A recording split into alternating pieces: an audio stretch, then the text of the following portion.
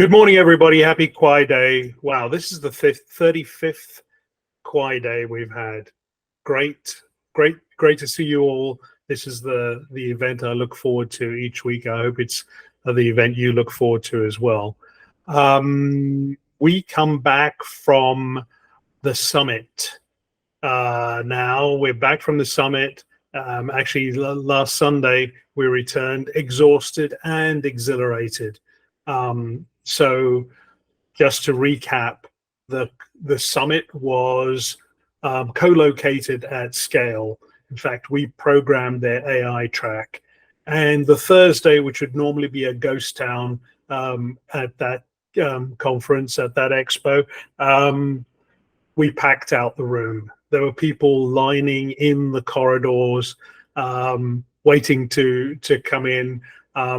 We had a great program of presentations and speakers, 5 hours of back-to-back content.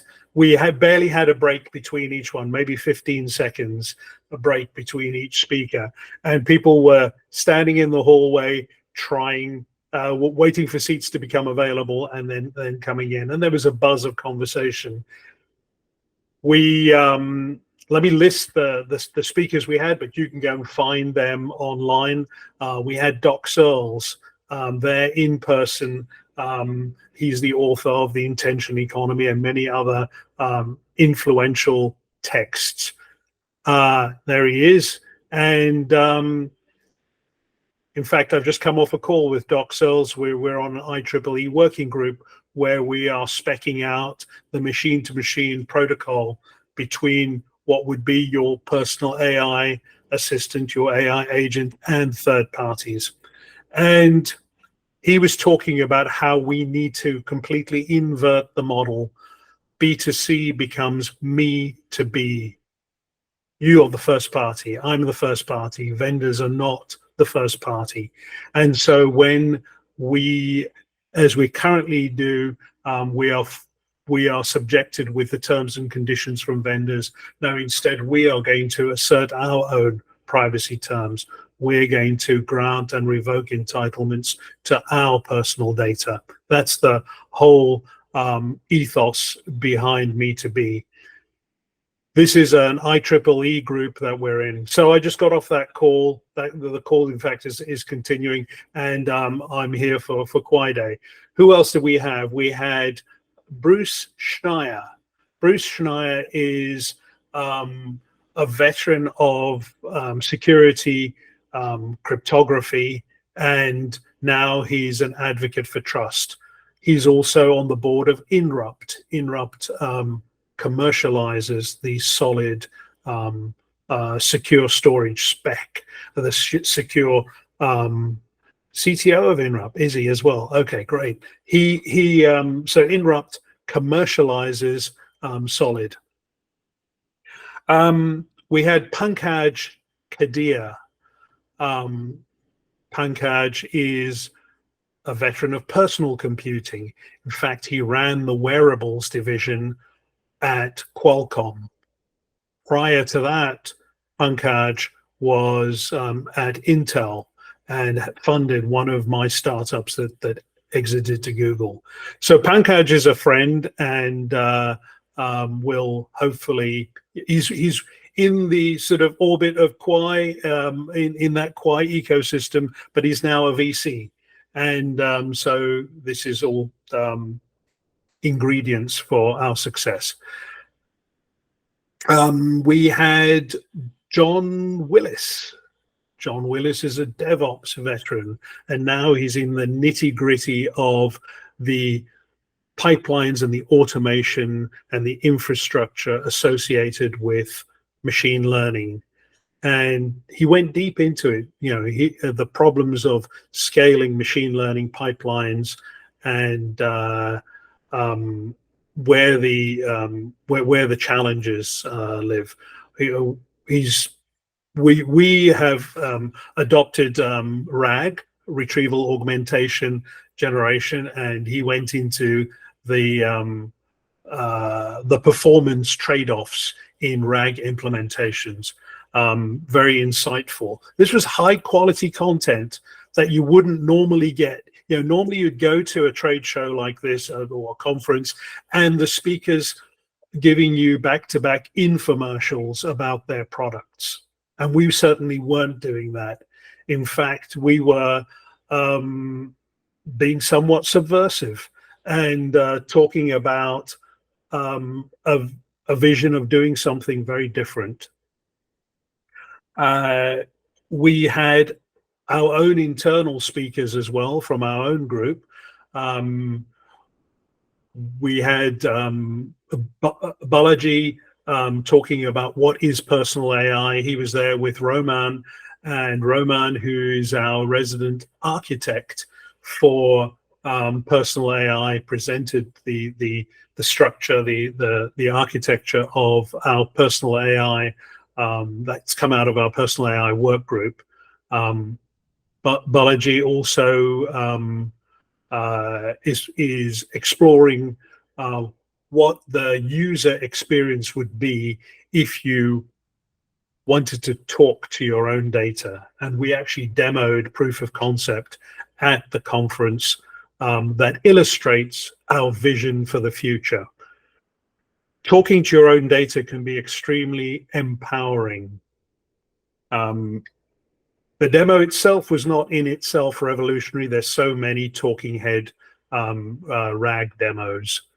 What is very important is that it gave us an opportunity to talk about owning your own data, how you would actually train that on your own data. Step one, you first have to repatriate that data. That data is often locked up in a third party's storage. So that was an interesting clip you just flashed up there. That is it's still running, actually. It's on edu.kwaai.ai. We are not making that public on the website yet because these things are incredibly expensive to run. So one of the challenges in enabling personal AI is actually creating this using the status quo and now setting ourselves challenges to get an implementation that is affordable. And that's not going to be easy. So we've got two bots, we've got one, and there's a third one actually coming. First of all, creating the tools to allow you to construct this in 1 or 2 clicks would be fantastic. And I think we can get there. The EDU bot was an implementation of what we call the tools of the trade. This is a professor's tool, and it's a virtual TA. It's informed by the RAG. It builds a knowledge base, a very constrained knowledge base. In this case, it's for the British Literature course at the College of the Canyons, taught by Professor Ruth Rasool. And it's not a general knowledge talking head. In fact, if you ask it general knowledge questions, it'll typically say, no, that's not within the context. However, here's some information about it, but that's not within the context. And so this is the antithesis of ChatGPT or asking Siri a question or asking Google a question. This is this is having a conversation with a focused set of data. Why is this important? Why did we pick this as an illustration of where we want to go? Right from the beginning, we talked about your data, your AI being your tools of the trade. Now, imagine if this bot were owned by the college instead of by the professor themselves. And so that there's a fantastic illustration of asking it a question. I don't know if you can see on the screen who's Riza Rasool asking Ruth's TA. Of course, it wouldn't know and would not offer an answer. So the alternate to you owning your own AI as your own tools of the trade or as your own personal assistant is that your employer owns it or vendors own it. So let's take those cases. The status quo is actually vendors do own your personal AI currently. They all have thin facsimiles of who you are. Netflix has an idea of what your entertainment likes are and your habits. You might have another vendor knowing your financial habits, your shopping habits, and so on. They build those models of you in order to monetize you better, in order to target you for advertising. This is a trillion-dollar industry that is ripe for disruption. It's ripe for disruption because it's so dumb. Doc Searle says it's based on a false model of you, a flawed model of you. It's typically inaccurate and out of date. That's why you get bombarded with commercials for products you've already bought a month ago. So that's the case of vendors owning your personal AI. We can actually show them a better way. Why don't you just ask me? Why not ask my bot what I need? That'll be the most up-to-date, and it'll be the cheapest way. You wouldn't have to buy data from data brokers that have mined it through spying, eavesdropping, and tracking individuals. So this was an important talking point that we used at the booth to talk about it. It itself is not a product. It is a way of focusing our attention and having a conversation with the data, but also allowing us to have conversations with other people rather than hand-wavy theoretical conversations. Okay. I can imagine, though, that every professor would want this. I can imagine Christian would want it. I imagine Afshin would want it. A TA that they can release to their students that would answer simple questions about the course and the curriculum material. They can grant entitlements to their students, and when the students have moved on, they can revoke those entitlements. So that's a great illustration of owning your own data, owning your own AI, and using it as your tools of the trade. Now, imagine if your university were to build this. They certainly can. They have that data. It's typically in a learning management system. In the case, this was in Canvas. Turns out that your intellectual property as a professor, you upload to Canvas, it's a one-way trip. Very difficult to get it back. However, Balaji figured out how to decode an exported database from there, and that was the information that populated the RAG vector database. So this is interesting. It's also an illustration of what the Pi abilities should do, and it was a great way of having that conversation.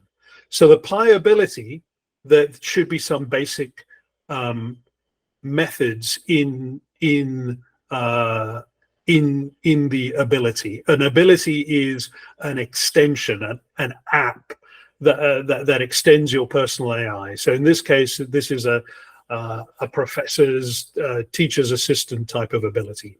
It should be able to repatriate your data. So there should be a plug where it should be able to connect to a third-party system and draw down your data. So take export from Canvas and receive that and put that in a vector database.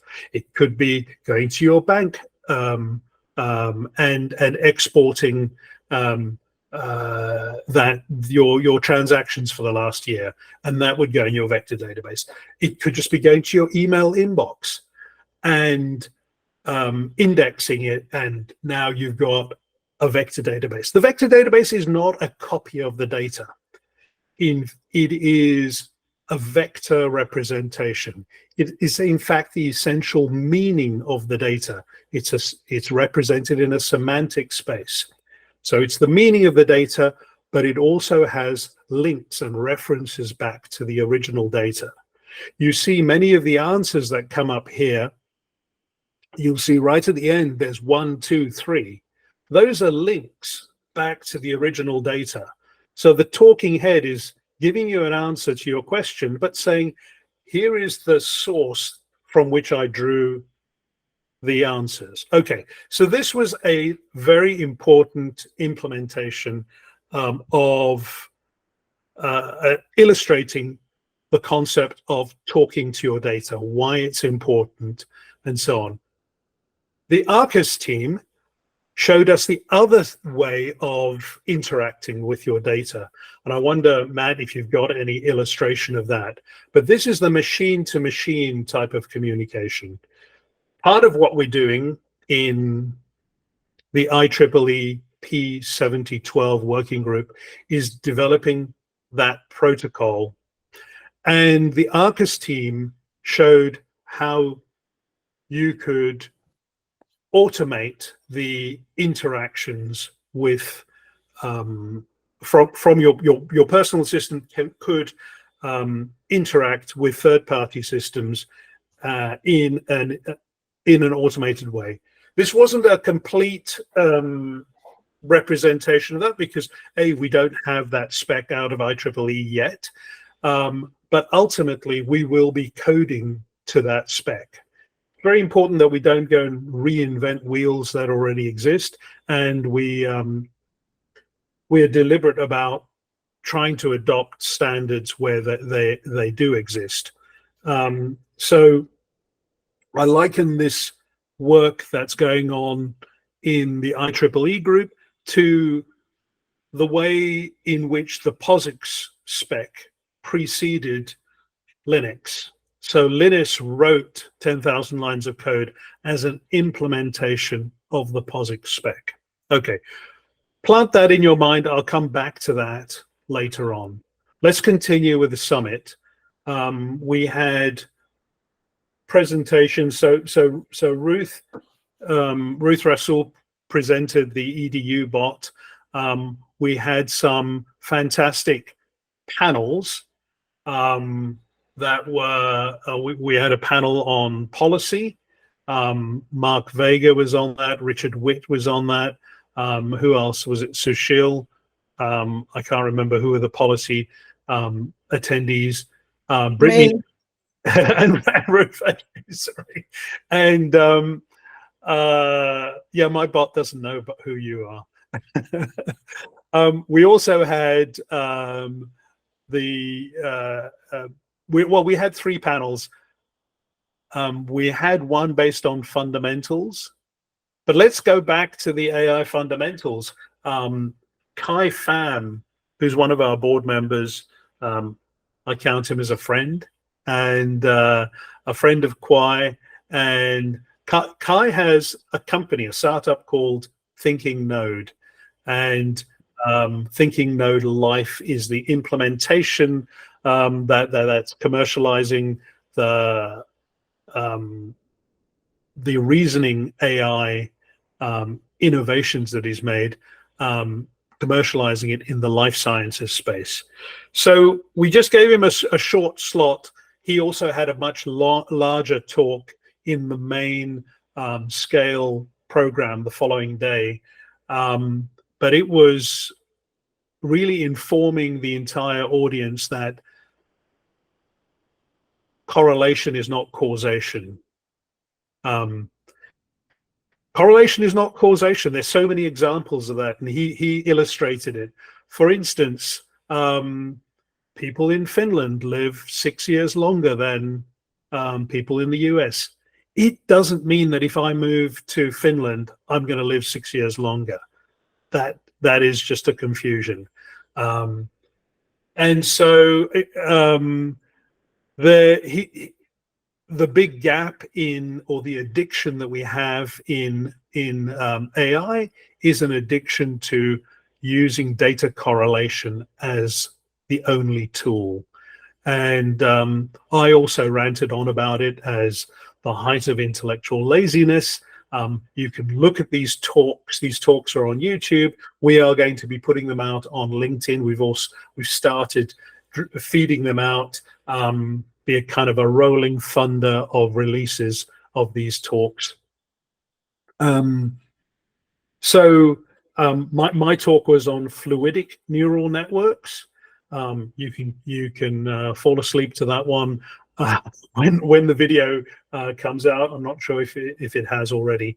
I want to give a big shout out to the facilitators. Matt emceed the entire 5 hours. Oh my word, what an ordeal! And it was entertaining. People were watching online. They were watching on a LinkedIn stream. They were watching on a YouTube stream, and they were dialing in from Zoom. An incredibly complex feat. We were restreaming it, but we were also tied into the PA of the venue, and we had there we go. That's Phasia, and there's Joey. Great shout out to Joey. Just a consummate, he seems to be unstressed by all sorts of complexities. Things we can do better for next time. I promise Joey we'll have one laptop next time, and people would have to send us their presentations. We won't be plugging and unplugging the laptops and subjecting the entire venue's PA system to a new frame rate and a new frequency and all sorts and buzzy audio and so on. This would be one thing we'll do. So great time lapse there of the presentation. Lights on, lights off. What do you want to do? What do you want to prioritize for? Do you want the audience to be able to see the screen, or do you want the restreamed screen? So this is stuff we were dealing with in real time. Meanwhile, people are lined up outside waiting to come in, and gosh, it was very exciting. That dread that we all feel when you throw a party. What if I throw a party and no one turns up? I was thinking to myself, well, okay, 30 people turn up. Will I be happy? Maybe 50. Oh my word, we were very well occupied, and Bala, who was one of the organizers of Scale, said, "See, I told you should have taken a double size room." I think this worked. But look, next time we're going to make a bigger deal of this, and it's the community's growing. Okay, so Matt, thanks so much. Debbie, thanks so much. Selena, thanks so much. After that, we repaired to the Hotel Dina, and we had a very civilized network, mixer, drinks and snacks. And it was an opportunity for people to have a longer conversation with the speakers and with the other audience. Just great. And, we could have gone to the local beer place, the Yard House, but this was much better. And it was a much better venue. Here you can see all of the contributors to the Kwaai family, to the community we've built. And then we manned a booth. We staffed a booth for 3 days, Friday, Saturday, and Sunday. And we actually had the Kwaai Day call while the expo was being set up. Here's 10 o'clock in the morning, we're ready to go, but the expo isn't going to open till 2 o'clock in the afternoon. So we said, okay, well, let's just run Kwaai Day directly from the booth. And it also allowed, there's Kai, excellent.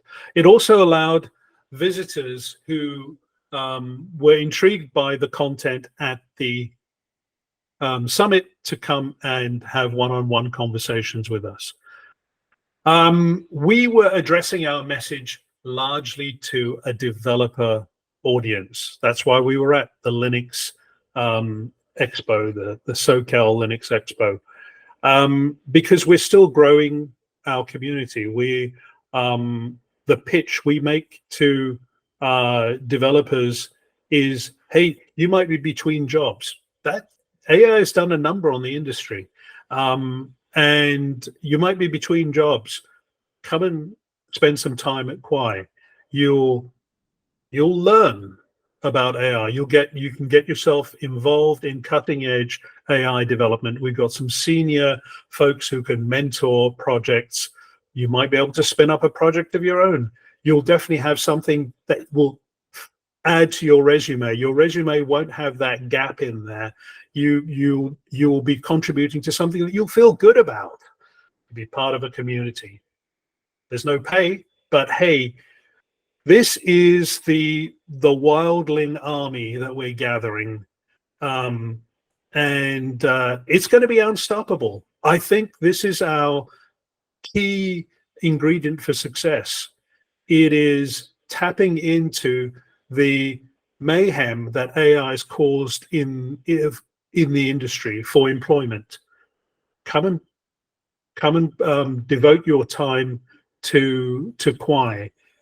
You're going to leave us smarter than when you arrived, and you will help propel the movement forward with your volunteerism. Okay, so lots of stuff. I'm going a bit long, Matt. I said 20 minutes, but I am going to go longer. We're now at a pivotal time. And if I haven't mentioned you, I apologize. This is like one of those Oscar speeches where you're gonna regret not mentioning everybody. We're at a pivotal time where we have to decide what do we want to be when we grow up. And there's so much conversation going on about it. People are having separate conversations and trying to opine and steer and so on. I want to say that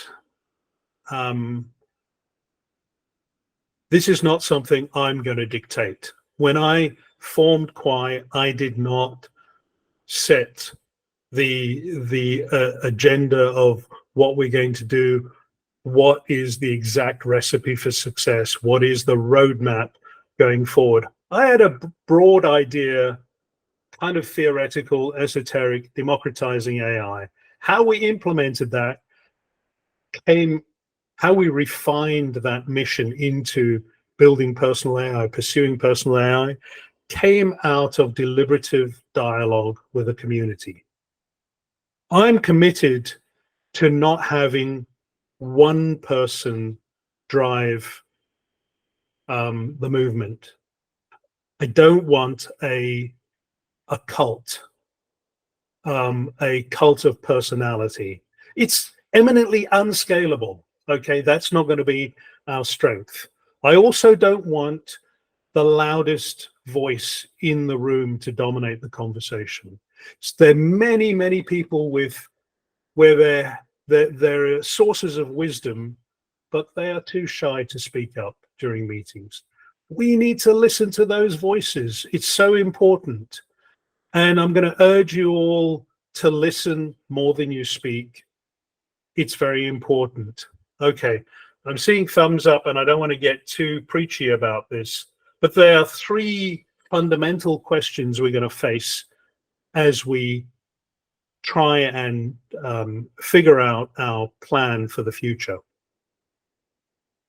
One is, should Kwaai indulge in commercial activity? Or should it be purely non-commercial? So that's one question. Let's park that one.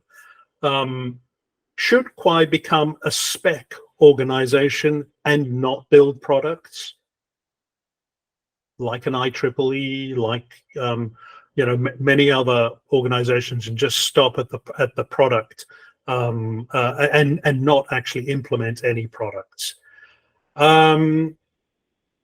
Should volunteers be compensated, or do they just work for free?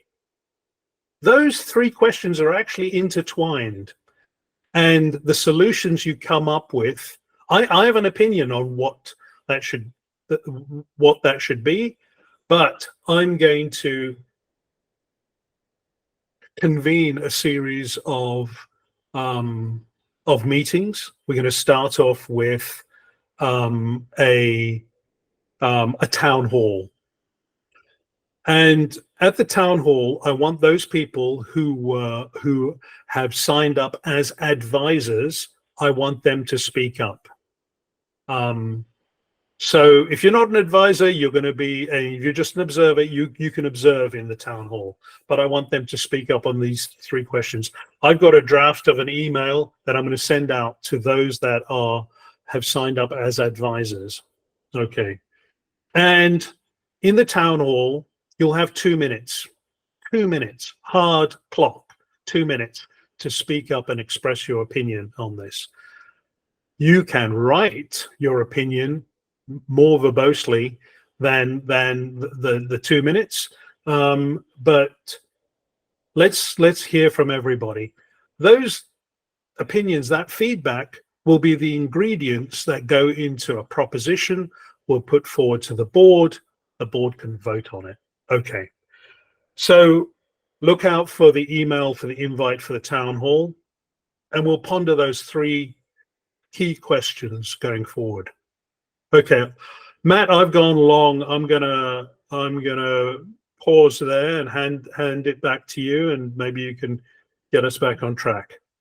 Sure, sounds good. Fantastic. Thank you, Riza. Really appreciate you going along and talking through a lot of that stuff. Really important observations, big important questions, big opportunities for all the advisors to make their voices heard. Folks have signed up and we haven't heard from them, between the surveys, between email groups, between this call. Please speak up, because it's really critical to our community, and thank you for doing that. This is a great opportunity to do so. We're going to spend a little extra time today doing some member voices. We're almost at 50, which would be our high score on this meeting. And yes, I'm still counting some of the bots in the audience, but I see a lot of new names and faces. I would love for you to raise your virtual hand and introduce yourself here. So what we'll do is we call this member voices. We'd love to hear from folks that we haven't heard from before. So if you're new today, would like to come off mute, raise your virtual hand, we can form a queue. And if nobody's raising their hand or speaking up, I'm going to start calling on folks. So, I appreciate that. All right, John, I saw yours go up first. And yes, an eager crew today. I love it. Making my life easy. John, why don't you lead us off? Good morning. Happy Friday, everybody. So, face I have not seen in a long time, Risa. Super interested in what's going on here. I've spent the last decade delivering consultancy solutions and participating and leading different open source communities, particularly around like health analytics and software development lifecycle and fun things like that.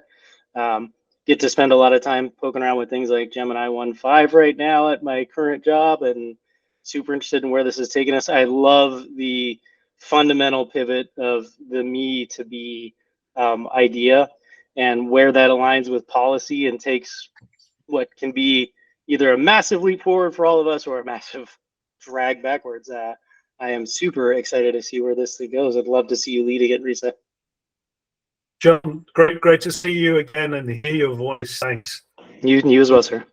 Thanks for doing this. Thanks for John. Thank you, John. Luisimo, please. Hello, everyone. My name is Luis Martinez. I go by Luisimo sometimes.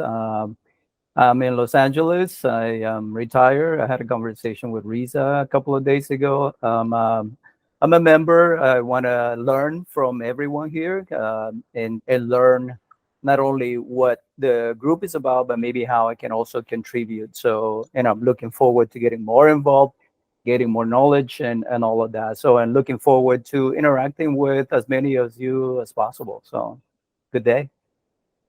Right on. Welcome. Great to have you here. Sabir. Hi, everyone. I'm Saber Ibrahim. I'm an attorney. Asit Patel introduced me to this community, so thank you, Asit, for that. AI and open source are both areas of interest of mine. Open source is an area of specialization. And I think that the vision of Kwaai is very, very interesting, very intriguing, and I'm excited to learn more. I have my own solo practice in which I represent clients at the intersection of law and technology. So anything that I can, any expertise that I can bring to bear here, happy to do that. And as I said, looking forward to learning more and getting to know you all. Saber, welcome. Thank you, Saber. Welcome. Thank you. Zachary, you're next. Welcome. Thank you, Matt. Zachary Shankler. I'm unemployable at this point because I've been a founder and an entrepreneur for the last 25 years. I'm on my 5th startup. I've had the opportunity to not only build large-scale technology, enterprise-scale technology, but individual websites, empowering individual people in real estate and e-commerce, blogs. I've been doing this for 25 plus years. I'm passionate about AI, and I'm really passionate about democratizing this opportunity, not only for uplifting the individual condition, but also economically. Right? Where is the next economy going to emerge, and how will we interact with that economy? So I'm here to learn. I'm here to absorb knowledge. I'm a product guy. That's what I love to do. I exist well in chaos, and it's just a pleasure to be here. Thank you, everyone. Thanks, Zachary. And it was great talking with you yesterday. Fantastic. Pierre, please.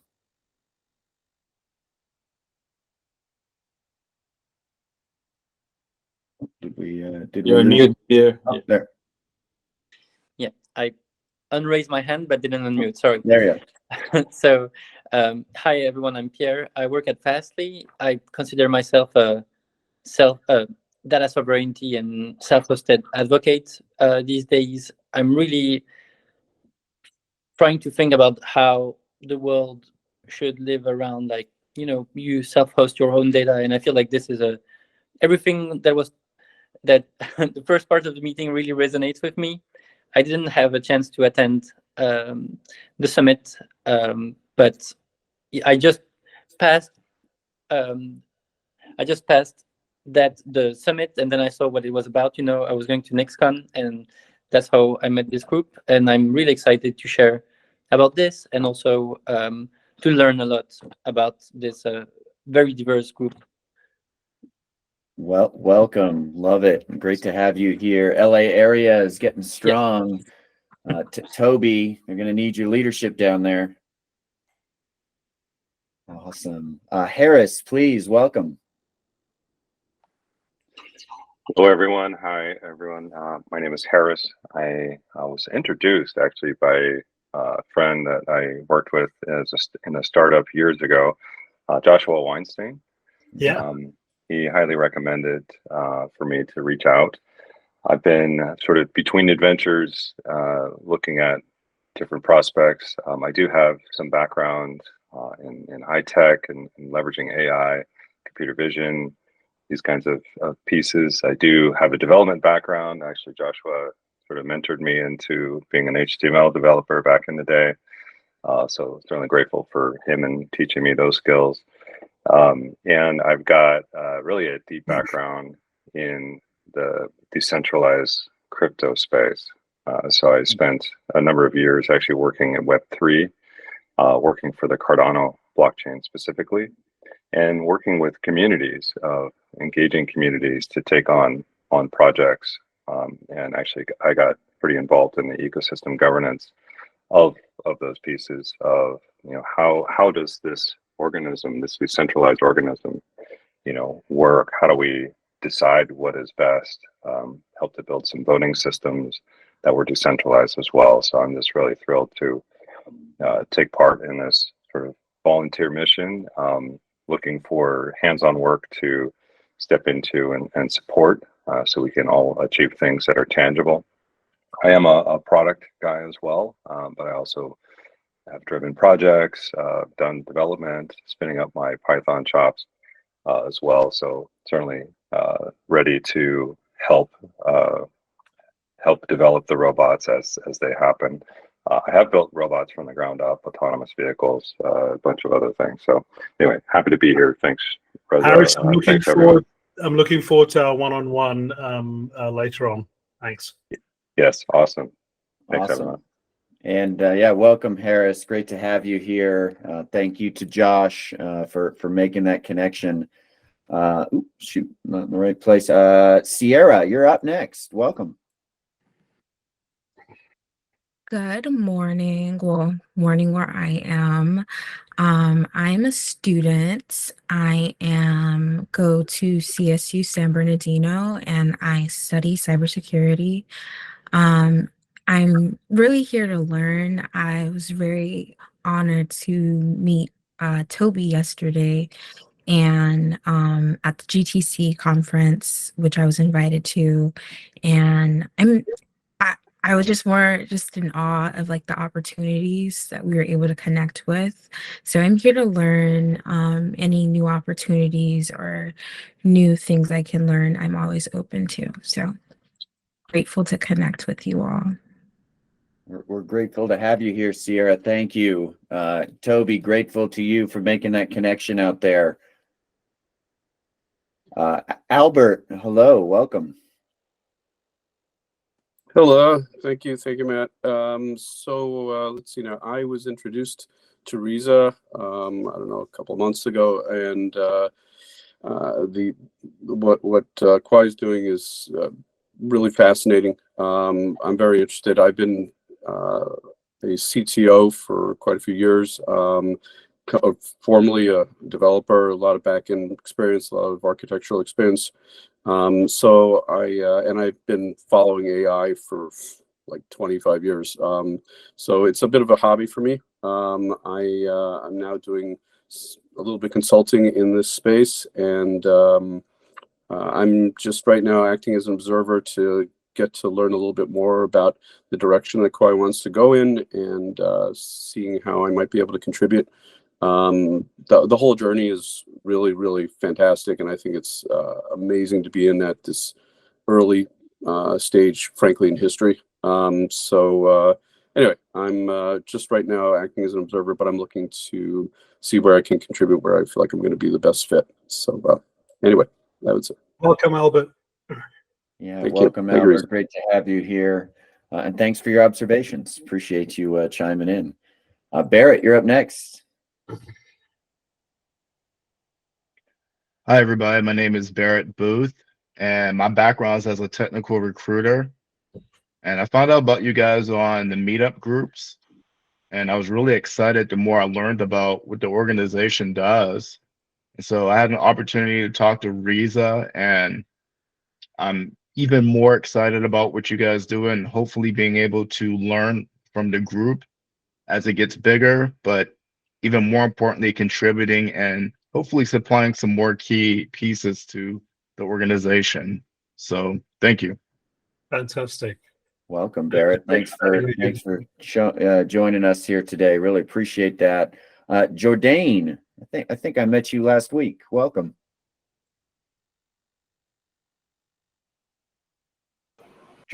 Oh, there you are. How you guys doing? I'm actually very happy to be here. Stumbled upon your guys' summit at scale while volunteering.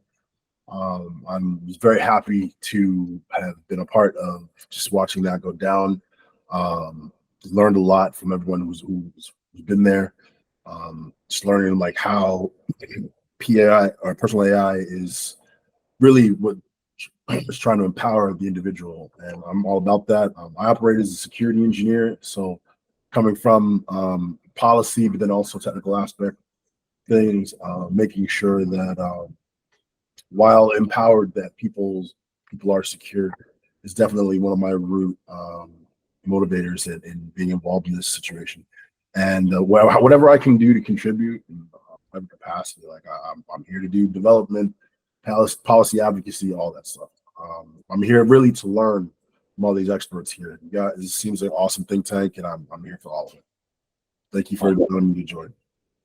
Awesome, Jordan. Welcome. Great to have you here. I'm reflecting for a moment, and this is a cool experience to have met you in person first, and now seeing you on the Kwaai Day meeting here, and how the community is growing. I just love that. Getting out there face to face, getting out here for all of us. Thank you, Jordan. Really appreciate you being here. Gentlemen, I appreciate it. Cool. There's a few more that haven't raised their virtual hands, and I do have a habit of calling on folks if they're being shy. So if you don't want to be called on, I'll invite you to raise your hand right now. But I got a couple names that I'm looking at. Deepak, would you like to introduce yourself?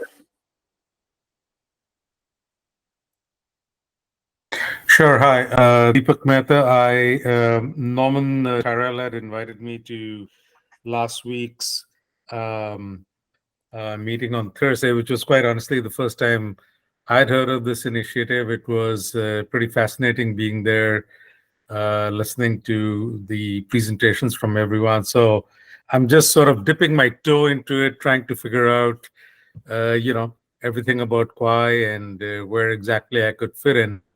But I so far I'm enjoying it.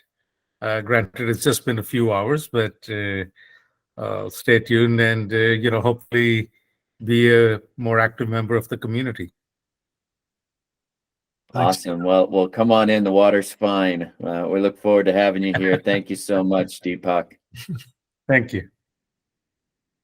I saw a couple other names here. Megan, would you like to say hello? Yeah, hi. My name is Megan, and I'm born and raised in Silicon Valley. I have lived in LA before for almost a decade, but currently based out of Mountain View. And I actually work in like the holistic health industry. I really enjoy being spiritual and getting in touch with like my body, but I also am like a tech enthusiast. I love optimizing things and systems, and I've taken a couple of coding boot camps, and I love math. And so I just think it's good to be versed in a lot of different subjects. And to me, AI is super interesting, and I love being able to consider all of the possibilities that you can kind of formulate with just like different computational powers, and really thinking outside the box and like innovating on like how we're doing things and kind of disrupting the status quo. And I even though I'm not in the tech industry, I was invited to GTC, and I felt really special because it is not at all my industry, but I think that's great for me to be I guess like outside of my comfort zone. It's important to kind of push yourself into spaces that are not typically where you belong, I guess you could say. And I'm so grateful for Toby, our connection. We saw each other and it was good vibes from Jump Street. And I appreciate that. And especially kind of being invited to this group, getting to learn, getting to explore, getting to think and build are just my goals in life. I'm a lifelong student. I love learning, and so I'm here as an observer, but also, I'd love to contribute. And my day-to-day life, I do marketing, event marketing, promotional digital marketing, content marketing, blah blah blah. So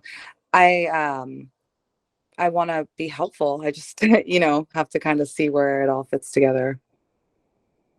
Well, welcome, Megan. Really appreciate that introduction. It's important for us to have a humanistic perspective on all of this as we're, engaging. This is future forward. And if we don't have folks like you that represent industries that are not us, then we're going to be going off on our own adventures. And it's very important to have folks like you here and weighing in. So please do become more than an observer, get active, talk, and share. We'd love especially to understand, how how you would feel and where you would use a personal AI in your life. And so, you know, understanding the users and understanding what it is that folks want. You know, there's a lot of places to get involved right now. And so we can all build this together. So welcome, Megan. Great time to have you here. And thanks for joining us. Thank you.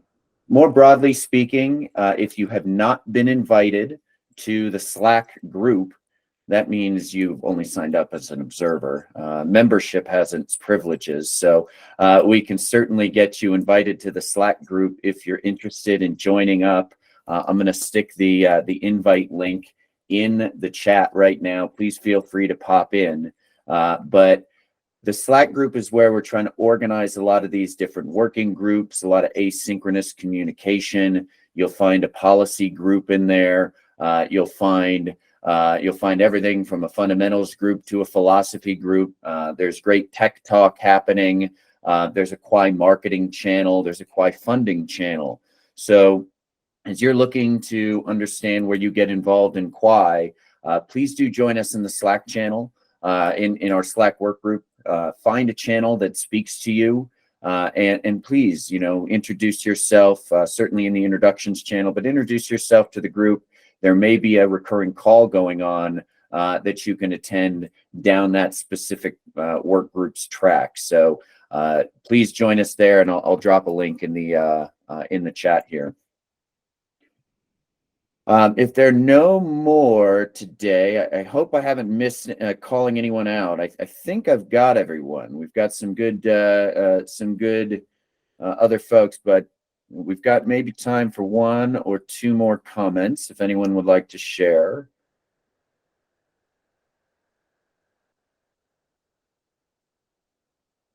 All right, then Riza, why don't you take us away? In fact, before I take away, I'd actually like a brief report from Toby and Carsten. They're hot back from the NVIDIA GTC conference. Can you just give us a brief report? Thanks. Sure. You want to do it, Carsten, or you want? I'll kind of give you a quick. All right. So it was only exhibits, but the energy was incredible. I mean, we spent a good amount of time in the startup section, so we kind of went through that whole 3 aisles, just nothing but AI startups, just wonderful. Like companies that want to work with us, potential sponsorships for events and hackathons, and just great, more volunteers. I mean, I don't know if any of you guys I met besides the 2 young ladies from DTC, but thank you for showing up. We appreciate you guys. The CTO from Intuit, I mean, just fabulous, like group of people. We probably hit 50% of the major player booths. And so we just didn't have time. We were only there that one day, and that's how big the exhibits area alone was. They had an automotive area. They had a life science area. I mean, it was packed with people. Yeah, we next year highly suggest that we consider getting ourselves a presence there. It will definitely do the organization good. Oh, there it is. So I just decided, I was like, hey, there's a green screen with GTC. Let me take a picture. So it was awesome. The energy really was contagious. Like it just gave me reinforcement. Like, yes, this is just where the energy is right now. I mean, from international presence, like I haven't seen to be quite honest, I haven't seen a trade exhibits only floor that packed probably in years. Wow. Carsten, what was 3,000 plus at least on the exhibits floor. Yeah, definitely. And the thing about Thursday to note too is that they a special little prize and everything for folks to get in. So it was that, you know, what's the why they really gave us a chance to see what broader interest is, not just the people who are supported by their corporate sponsors. And yeah, and there's a big part of that show floor being packed. Aside from just, you know, I could talk for a little while about how great it was to cruise around and do that work with Toby.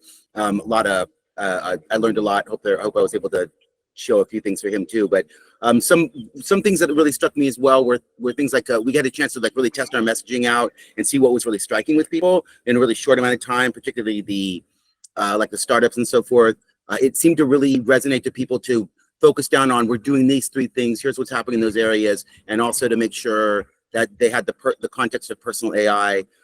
Sometimes I drop the me to be thing. I always talked about it as personal AI, as in thinking of, rethinking about AI from the person forward instead of the organization and so on. So not really, not trying to disparage on any other method, but to really narrow it into this. Personally, it was great to talk to because of course we were hearing from everybody what their thing was, and wow, there's a lot of interesting things going on. We have follow-ups to do as well within this community of things from that Toby and I were talking about, and people we wanted to cross connect, especially GPU potential sponsors. Yeah, Lots exactly. Of good, yeah. really good connection with the lady from London on the sponsorship of GPUs for us. So I follow. Yeah, there were infrastructure folks there, so there's lots of different stuff to at least begin to put that together. Unfortunately didn't get to talk to the quantum computing startups, but I think that'd be next to my list. And the last thing I wanted to do was drop a note that it looks like I hadn't really been paying attention around OpenUSD. Just another new thing to me, but I've got a really strong contact in there, and it came up in a couple of locations around the startups and so forth. And so that's so whoever's working on OpenUSD or cares about that, give me a shout. I want to chat about that and see how we can help with our involvement there. Thanks. Fantastic. And the way they were using it was in the context of doing like 3D GIS maps for the They pulled in a government data from the city of Hong Kong and translated it into USD, and we're using that to create a digital twin of Hong Kong, basically, right? Yeah. Okay. Fantastic. Well, thanks so much for that report, and it's hot off the press. So I wish I could have been there, but hey, I let you guys go and take forward. We had a presence at least, so I think it was worthwhile. Matt, shall I just do the dismount? Yep, go for it. Okay, so thank you, everybody. My wrap up. I'm going to couch in 3 Slack channels. Okay, that we've either created or should create. I think we should create a Slack channel called Startup. What's happening in the Kwaai ecosystem, in this Kwaai community, is we've got a lot of startups that are in our orbit, and we are also generating a lot of interest from VCs. At the moment, we don't actually have an investable proposition for VCs. We're a nonprofit. Okay, maybe what we do is we have VCs come and attend our conferences because we offer them deal flow, because we've got startups that are interested in our mission, and maybe we'll develop products to our specification. Maybe they're developing abilities to the Pi operating system. That might be what happens. Definitely, I'd like to get more VCs, and I'd like to be able to offer them something. Okay, to get them involved in the ecosystem. So let's set up a startup channel. Matt, either you can do that, or I'll do that straight after this call. Okay. The next channel that I think we should set up is drama, #drama. Okay, that should be the place where you take your drama. I'm actually allergic to drama, so that won't be a channel that I would subscribe to. But drama in an organization could be a tremendous tax on the organization. It actually slows us down. What I've always looked for in colleagues, and Matt, I mentioned this, many people have mentioned this, I look for high executive function and low drama. If you are the alternate, if you have high drama, low executive function, go hang out in the drama channel. I'm gonna suggest that the the tendency for organizations to be infected by drama is a natural thing. It happens in all sorts of it happens in companies, in all sorts of communities, whether you are, doing a book festival or a bake sale for a church. There's always a potential for drama. Try and take it elsewhere. Just know that check yourself. If you think I'm a dramatist, okay, then go and hang out in the drama channel. But part of what we do is very human. Humanity and the way we communicate is through telling stories. And what is a story if it doesn't have a plot and a rising tension and some sort of release? So that is drama. Okay. And I love that. It's great. So I'm conflicted there, but too much drama and very little executive function, we're not going to move forward. We're on a mission. We're trying to find out what that mission is. And part of it is through having constructive dialogue, consultative dialogue. Let's try and balance those two tendencies that we have as humans. We're not machines. We are humans after all. Okay. Carsten and I and Toby had a conversation in the parking structure as we were leaving, talking about volunteer organizations and talking about volunteer burnout. Okay, this is something we should be really careful of. Look, most of us have day jobs. I'm probably the only one that's full-time on this. I quit my day job end of November. I'm full-time on this. So I'll have a tendency to go and, if somebody's good at doing something, I'm going to load them up. Say no. Please say no. If you need to step back for a while. This is a volunteer organization. It is our responsibility to create the task structure so that people can dip in and then go and get busy with their lives and maybe ghost us for a long while. That's in fact how Linux works. I heard Linus talk about his army of 10,000 developers. 5,000 of those only contribute one line of code and they never hear from them again. So look, our volunteer organization is going to be like that. I'm going long, I apologize. So be careful of burnout. You're going to feel passionate about Kwaai and about Kwai's mission and wanting to move things forward, but don't neglect home, don't neglect your own livelihood.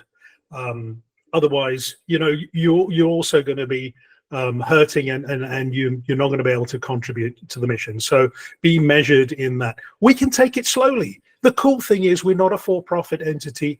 We don't have a huge payroll burn.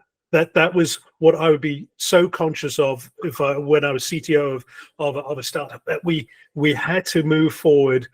We can take it slowly. Yes, there is a market opportunity that we are trying to address, but hey, we don't have that same sort of urgency or the same sort of time constraints that a for-profit startup has. Okay, I've set up another channel called Back Office Automation, and there are a few people that are contributing to that. What we've been doing at the moment as new members come on has been largely a manual thing, and it's largely been Matt that's been doing it. So let's help Matt out by automating the back office. Okay. We've been donated a free Salesforce account with 10 seats. And so what we'll be doing in the back office automation work group, we've set up weekly meetings for that. First of all, hit me up if you want to volunteer for that. And if you have the skills in Salesforce development and back office automation, we need to automate the sort of onboarding of staff, of volunteers, and finding them a place in the organization and putting them to productive use so that they don't sort of, wander around through the Slack channels, can't find their place, and then churn out.